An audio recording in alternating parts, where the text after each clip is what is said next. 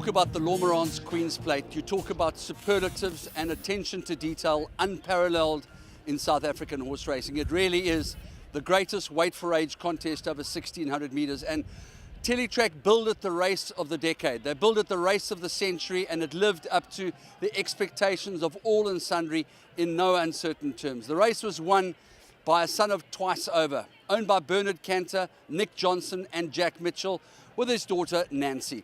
It really was a dream come true for Bernard Cantor, who brought Twice Over to South Africa. The end result was a completely dominant performance by Do It Again, getting up to beat a horse called Socrat, who really stamped himself as an exceptionally good 3-year-old. The third place went to the favoured Rainbow Bridge, and fourth place to the perennial champion who had won this race on 3 previous occasions, and his name, of course, is Legal Eagle. All said and done, it was a race day that we will never ever forget. The script was perfectly written, Gaynor Rupert being the recipient of the Paddock Stakes sponsored by Cartier, with her daughter of street cry called Oh Susanna. Beautifully ridden by Richard Fourie, who of course was victorious on Do It Again. It was a race day that lived up to every single expectation that everybody had had about the race of the century. Let's go back to the 1800 meter mark and pick up the action in the Paddock Stakes, after which we'll join them at the parade ring for the running of the 2019 Lormerans Queen's Plate. Moving Oh Susanna up and into the line. She steps in. Signal given from behind. Racing to a perfect beginning from that 1800 meter mark. Getting away the quickest on the outside, it is Fresnay, who's pushing forward and going off in search of the lead. Clears off to lead by a length and a half. Oh Susanna tracks her in second, and in fact she's pushing past runners on the outside to go and spearhead the attack. Cascapedia is also on the move to go and sit on the heels of the early speed. Then comes Lady in Black, being followed by Miyabi Gold in the pink and white colours, giving about 6 lengths start. Hashtag Yolo pushing through between runners. A length and a half to Miss Catlin, who's sitting on the inside of Brave Move, and that leaves Second Request. Just on 800 metres left to go, and it's Oh Susanna. She's in front and she's cleared off to lead by 2. Racing in second, we got Cascapedia. 2.5 towards the inside, we find Fresnay, who's sitting on the inside of Lady in Black. They being followed by Miyabi Gold. Safe Harbour corners about 7 off the leader. Elusive Heart racing next, then comes Hashtag Yellow. Miss Catlin is being followed by Sylvan on Fire, Brave Move, and then comes Second Request. They settle for the run to the line, racing middle outside. 400 metres left to go, and Oh Susanna says, come and catch me if you can. Lady in Black is on the chase up the outside, and Safe Harbour, deepest of all, is also starting to run on. Fresnay towards the inside, Cascapedia, 200 metres left to go. Oh Susanna still in front. Lady in Black is trying to wear her down on the outside. It's Oh Susanna on the inside. Lady in Black, she's trying to bridge the gap into the closing stages, but Oh Susanna goes all of the way to win it from Lady in Black in second. Cascapedia, Fresnay, then came Second Request. He wasted no time in committing from the word go, and he took the favourite 5, Oh Susanna, to the front, and that's where she was shortly after they jumped and all the way to the line. Blue and white colours. Couldn't be a more fitting day, could it? Absolutely. They had a great day yesterday. They won the feature, the Scepter Stakes, brought to you by Cartier as well.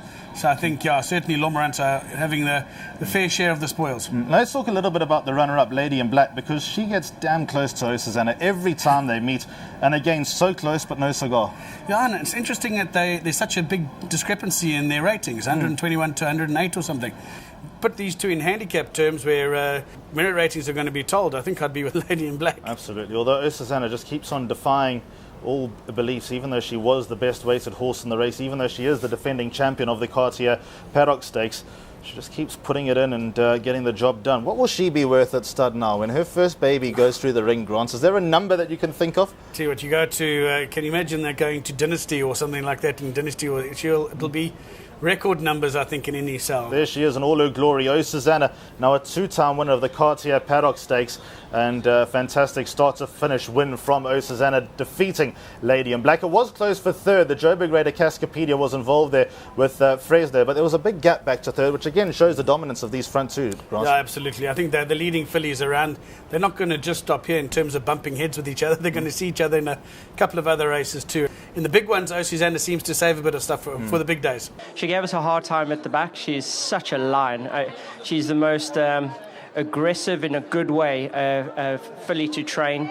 But it was just, I just knew, forget the saddle on her and get her to the start safely. She'll show what she's really about. And I've really had that feeling into this race that if we did get beat, it'll be by something that's absolutely really, really good, because I just felt that today was that day where it's going to take a tough filly to beat her, because she's just so, the harder you make the situation, the more she likes it. She's impeccably bred, and it shows when you have to dig down deep. And just over the moon for everyone concerned, to Drakenstein, Lamara, the Rupert family, just so fantastic having them all here. On Gaynor's farm, everyone there, Kevin, Ross, the whole team that they have there. It's just it's a very powerful team, and my team as well. Just thank you for all the hard work over the Christmas and New Year's. And to Richard, well done. It's not easy to come in at last minute in sort of in the middle of her career, and he's really done well with her. Everything was about this race. She's a special horse, as we can all see. She's a superstar. She did it the hard way in the Southeast, going to the front. I mean, nerve-wracking beyond words. So I'm really lost for words, but I do just want to thank the Snaith team. They are much more than just great trainers, Justin, his father, everybody. They're also the complete package. They make racing an absolute pleasure. Take you to watch the horses on the beach, help with absolutely everything. A huge thank you to them. Big thank you to Richard, outstanding jockey. He was so confident. He said, look, they can all come and catch her. She's the best, and she is. And then thank you to Cartier, wonderful sponsors. They really lifted this whole festival. I'm extremely grateful to them. Thank you to my team at home. Thank you to my family for being here, and all my friends and supporters and everyone at the farm. If you can thank a horse, then I would say a huge thank you to her, because she's made my life so much better. And so from the winner's enclosure for the Cartier Paddock Stakes, Gaynor Rupert moved to the parade ring for the 2019 renewal of the Lormeran's Queen's Plate. Legal Eagle, the defending champion. Legal Eagle makes his way down to the start, being aided on by the lead pony, number 2, Do It Again. As we have a look at 5, Rainbow Bridge, and 6, Amazing Strike, make their way down to the start. As the last runner, number 10, Socrat, makes his way down to the 1600-meter mark. Hatpentana completes the lineup, all in line, all clear. And away they go. Bit of an untidy beginning, this one. Rainbow Bridge a little bit slow of the mark, and Hatpentana lost 4 lengths coming out of the gates. They head towards the middle of the bend in the Lormeran Queen's Plate, just on 800 metres left to go. Amazing Strike sets a useful pace. Up there in second, we got Undercover Agent. A length and a half to Snow Dance. On the inside, we find Socrat. A length and a half to Legal Eagle, who starts to creep closer. Then comes Infamous Fox. Do It Again is also on the move. Rainbow Bridge is going to corner back, 1 from last, and Hatpentana is the last to swing as they straighten up in the Lormeran Queen's Plate. 550 metres left to go, and Undercover Agent quickly moves up, takes the lead and kicks for home. Socrat on the inside. Legal Eagle being produced up the middle. Rainbow Bridge being settled right up the outside with Do It Again. 300 metres left to go. Undercover Agent. Snow Dance has taken off. Legal Eagle in the middle. Rainbow Bridge, Do It Again. They've taken off together. Socrat down the inside. It's Socrat. Legal Eagle. Do It Again on the outside. Socrat. Do It Again. These two left to fight it out. It's the 3-year-old Socrat with his head in front. Do It Again with one late lunge. Gets up on the line. Do It Again from Socrat. This horse, Do It Again, is a son of Twice Over. If there's a better horse in South Africa, he must come and show it, because this is the most unbelievable performance, Richard. This is scintillating, and it's a bit short of his best distance, but he just pulverized the field. I can't see anything beating this in the Met this year. Well, obviously the 3-year-old gave you a good run for his money. Obviously that form line was franked early on in the day, but this is a machine that's international class, I have to say. Very much so. He's no slouch. He won the July. He came back here. He just did it effortlessly. There's so much horse, so much potential. He's just going places. He's just getting stronger and better. Richard, you must fall off more often. Grade 1 races come bouncing out the pack. Yeah, I've got to catch a wake up sometimes, so well done. Nick Johnson, Bernard Cantor. Justin Snaith, Jonathan Snaith, Chris Snaith, a team of the highest excellence have produced the son of Twice Over.